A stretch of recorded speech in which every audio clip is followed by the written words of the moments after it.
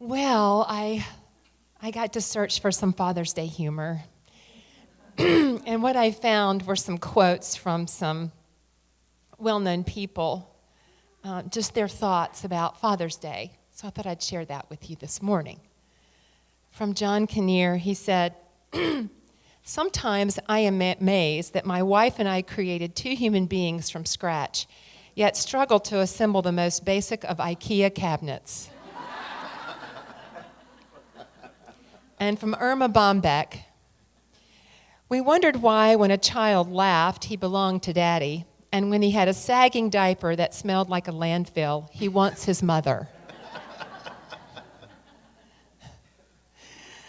And from Rodney Dangerfield, "Me and my dad used to play tag. He'd drive."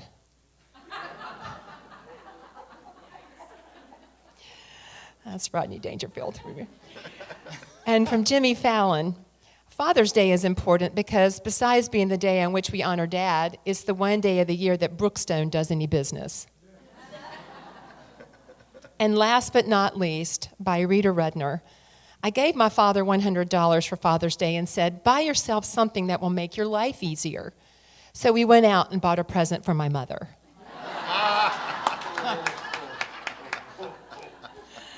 Okay, I need some kind of drum completion, please. Okay, there you go. Happy Father's Day. Happy Father's Day. Well, so on this day, we honor and celebrate each and every father who is here. So if you are a father, and let me lay out the whole criteria here because it's not just that. If you are a father with a biological child, an adoptive child, if you have been in the father role with someone, whether you're male or female, in that nurturing place, if you are a father to an animal, a kitty cat or a doggy or whatever, and that means something to your heart, I just invite you to stand and let's love you right now. Would you stand so we can love you?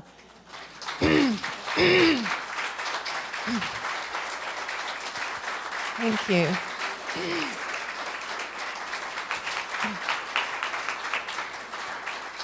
Thank you so much. You can be seated. That's beautiful.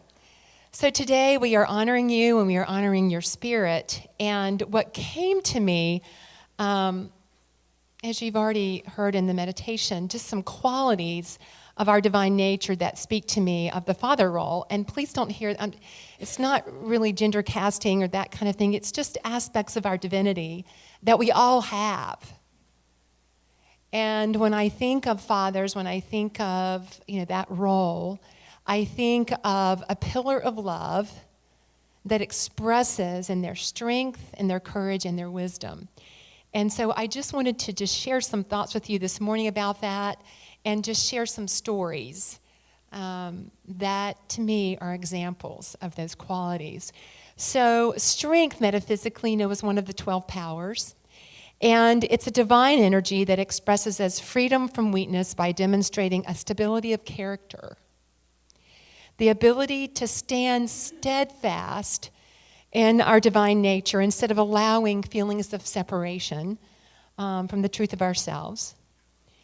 And it's also our capacity to accomplish, to say yes to what is uniquely ours to do. And I found an example, a very moving story to me, of a father that exemplifies that definition.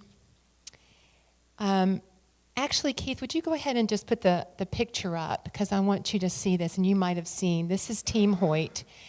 And in 1962, Dick and Judy Hoyt welcomed their son, Rick, into the world.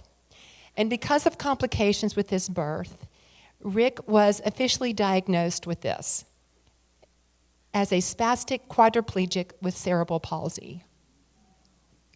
And according to an interview on television with Dick, his dad, Dick remembers the advice the doctors gave him, basically saying that his son would essentially be non-functioning and that he should place him in an institution.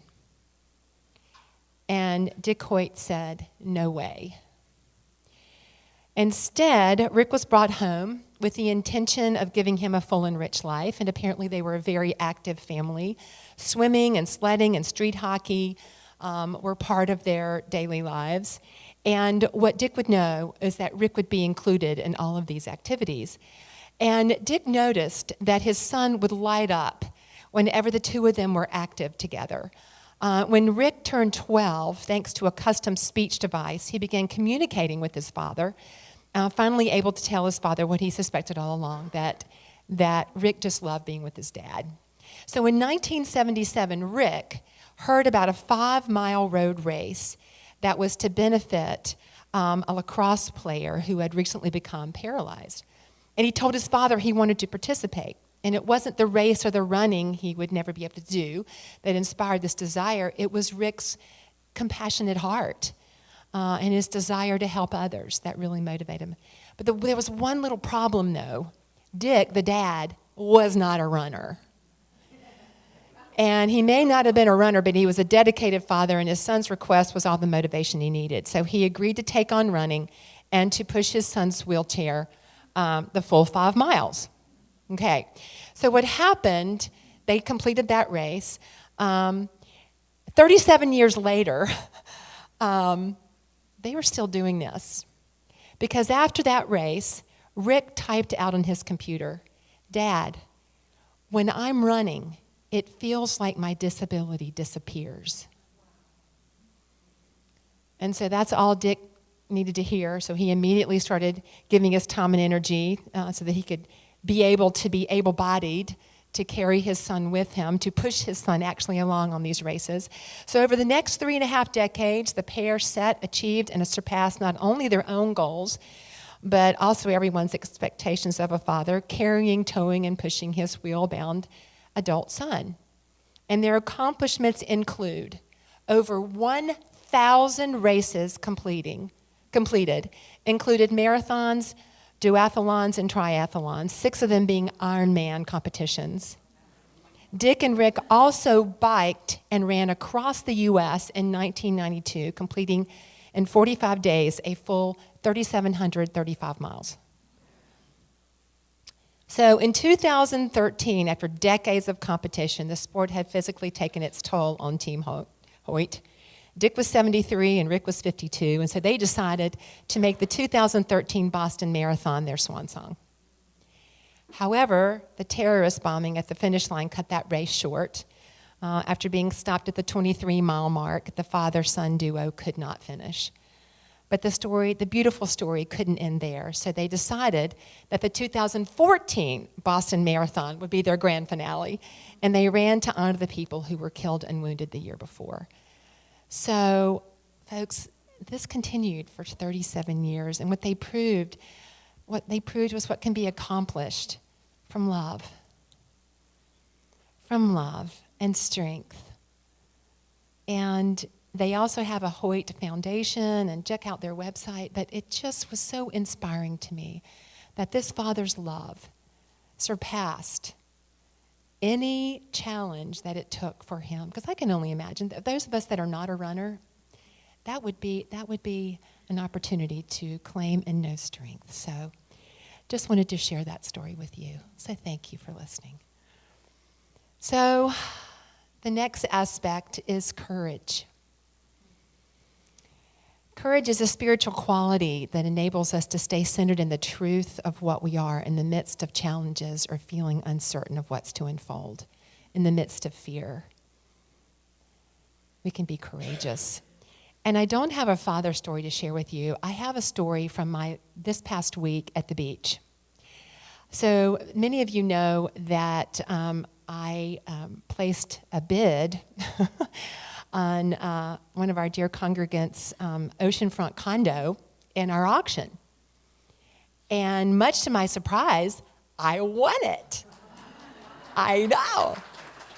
As the beach is my happy place, and so there was a window that I could go, and it was this past week, and so I went, and it was beautiful.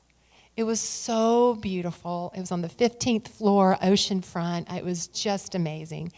And so I thought, well, gosh, I feel kind of selfish just taking it all by myself. So I invited two of my friends. Actually, I wanted to share it because I have two friends that love the beach. So I invited my friend Amy and her daughter Sydney, and then my friend Lenny.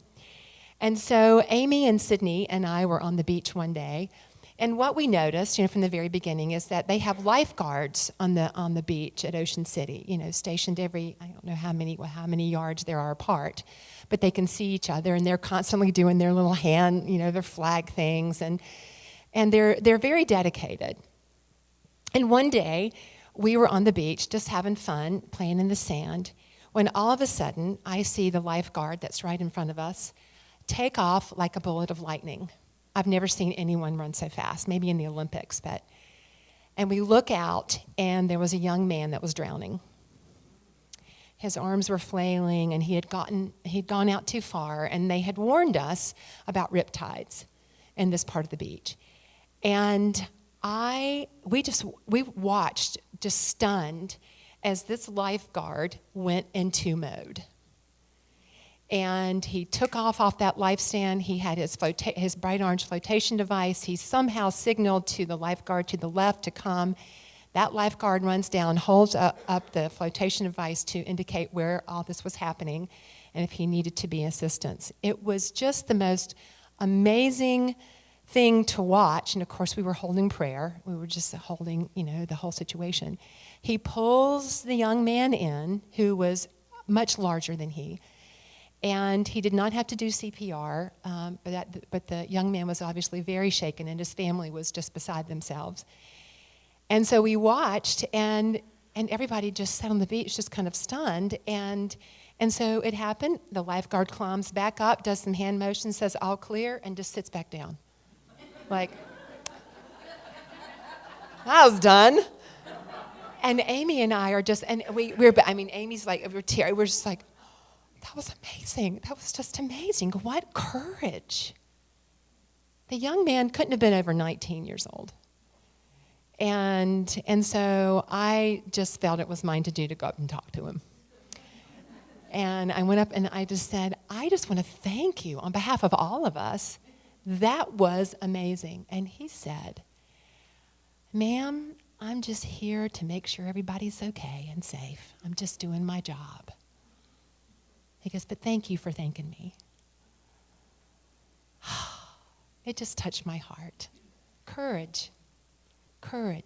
He didn't even think twice about it. So wisdom, our intuitive knowing. Wisdom is grounded in understanding of what is ours to do and what is ours to be, of claiming the truth of what we are.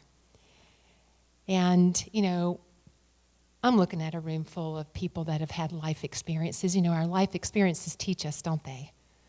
And they give us a wisdom that we can impart to other people.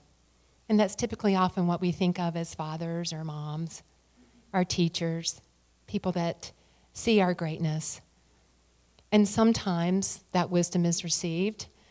I can think of times maybe when it wasn't in my life, when people tried, especially as a teenager. Oh, I just knew it all, And I have this story that I just want to share with you about a father and a teenage daughter.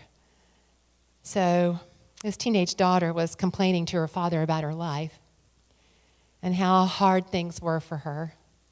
And she was frustrated and she was tired of struggling, and it seemed that as soon as one problem came and was resolved, another one just came around the bend.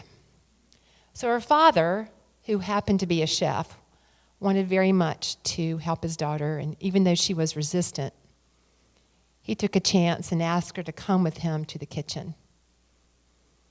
And he filled 3 pots with water, and he placed them on the stove. Turned the burner on, and soon the pots came to a boil. And in one of the pots, he placed carrots. In the second pot, he placed eggs. And in the third last pot, he placed coffee beans. And he let them sit and boil without saying a word. And his daughter was like, oh, God, this is so corny. Totally. And she sucked her teeth and impatiently waited, wondering what he was going to do, what corny thing he was going to say. And he encouraged her to stay with them in this experiment. He goes, "Stay with me." And she reluctantly agreed. And so in about 20 minutes, he turned off the burners. And he fished the carrots out and placed them in a bowl. And then he pulled the eggs out and placed them in a bowl. And then he ladled the coffee out and placed it in a bowl. And turning to her, he asked, "What do you see?" She's like, "I see carrots, boiled eggs, and coffee." And then he brought her closer and he asked her to feel the carrots. And she did, and she noted that they were kind of soft and squishy. After 20 minutes, they were really squishy. And then he asked her to take an egg and break it. And after pulling off the shell, she observed the hard-boiled egg. And finally, he asked her to sip the coffee, and she smiled as she tasted its rich aroma. And she said, "What's the point, Dad?" And he explained that each of the 3 items had faced the same adversity, boiling water, but each had reacted differently. The carrot went in strong and sturdy, but after being subjected to the boiling water, it softened and became fragile, unable to access its original strength. The egg had been fragile. Its thin outer shell had protected its liquid interior, but after sitting through the boiling water, its inside became hardened. The ground coffee beans were unique, however. After they were in the boiling water, they had changed the water. So he turns to his daughter and asks her, "Honey, which one do you want to be? When adversity knocks on your door, how do you want to respond? Like the carrot, the egg, or the coffee beans?" And his daughter actually responded and said, "Dad, I'd really like to be strong enough to change things in my life and not get too hard inside because I'm angry, or so soft to always feel weak and afraid. But I don't know how." And her dad responded, "If you let me, I'll be here for you. I won't have all the answers, but I can always listen and help where I can." Pretty sweet, huh? Yeah, courage and wisdom and strength. So we all have these qualities, folks. And whether you had the ideal dad that would do an experiment like that with you, what I'm holding is that if we haven't already, which I think we probably have, we've had people that have seen us, that love us, and that have made a difference in our lives because they've shared their strength, their courage, and their wisdom with us because they loved us. So on this Father's Day, I just invite you to ask yourself, who has that been in my life? And who can I thank today?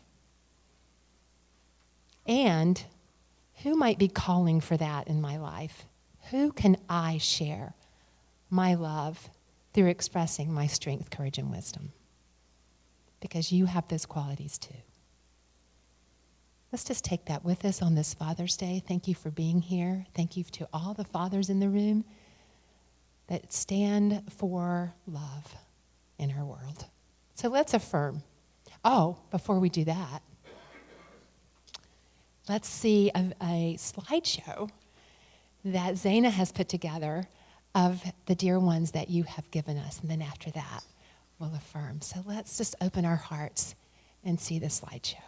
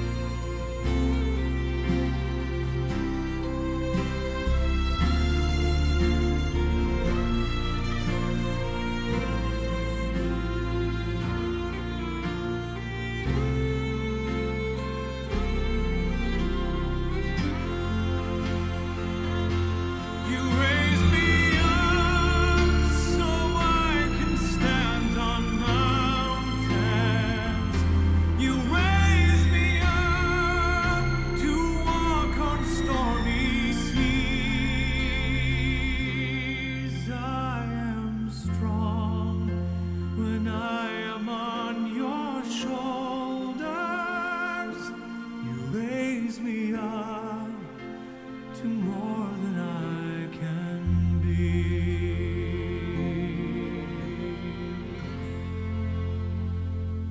You raise me up so I can stand on mountains. You raise me up to walk on stormy seas. I am strong when I am on your shoulders. Raise me up to more than Ah, will you breathe with me? Ah.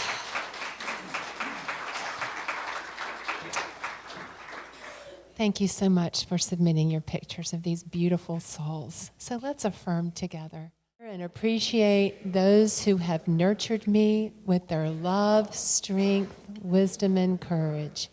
I honor and appreciate those qualities within myself. Happy Father's Day.